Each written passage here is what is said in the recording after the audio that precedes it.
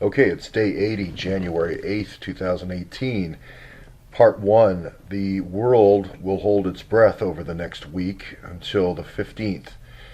On the 15th, the Department of Justice, Office of Inspector General, this is Horowitz, will announce the initial findings of a review. And in that review will be certain key things that the FBI and the DOJ have done over the last year that are quite questionable. The OIG been given additional powers under this Section 8E to go and get evidence. They don't have to ask for it first anymore. They can go and get evidence.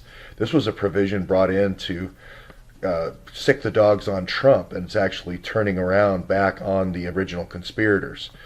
The key items are Comey's exonerating statement before interviewing 16 witnesses plus the target of the investigation. McCabe, not just McCabe for the $700,000 bribe, but all the other things that McCabe has done in terms of shutting down the investigation. We forgot all about Peter Kadzik, but if you go back to the early days of my with Podesta to transfer information about things that are going on. Oops, sorry about that.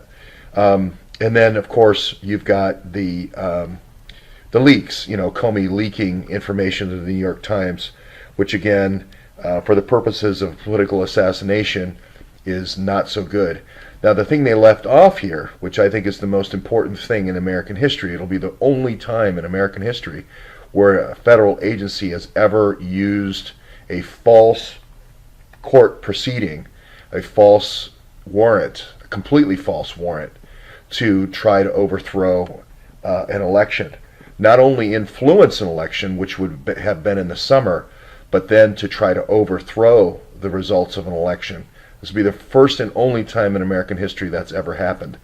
But I'm afraid if this integrity of our election system is not restored, people will never believe in another American election again. I believe it's that important. Kallstrom, the ex-deputy assistant to the FBI, said that this was 30 Watergates. I think this is the whole ball of wax. It's 100 Watergates.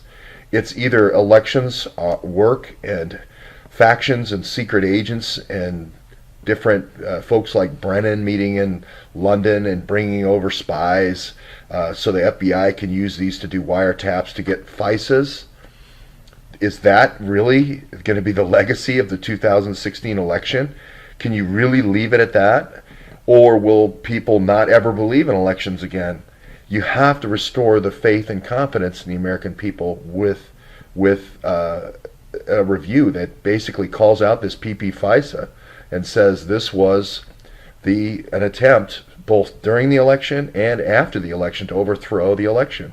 And you have to look at the conversations and publicize the conversations between Peter Strzok, Lisa Page, Bruce Orr at DOJ, Nellie Orr at Fusion GPS, Andrew McCabe at FBI, also Priestap. I'm going to put Priestap and McGarity in here, and then Glenn Simpson, and then Frisch as well. The other key people at Fusion GPS. All this stuff needs to come forward. The bank transactions, the 70 documents that we just got for bank transactions need to be published. Again, the inspecting bodies of Nunes and so forth can look at the information, but they may not have the complete total scope of who those organizations are. They need to publicize those, as well as the IG needs to publish all the text messages. Now, you can do it 100 a day or something like that, but it has to be done quickly, and it has to be done in a public mechanism.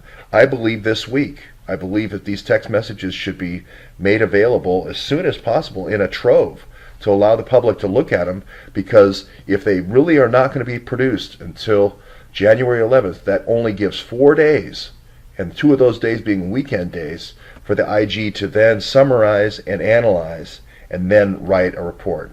It's going to be very difficult without the help of the public and crowdsourcing the public involved in this process. So, democracy literally hangs in the balance. Public confidence hangs in the balance.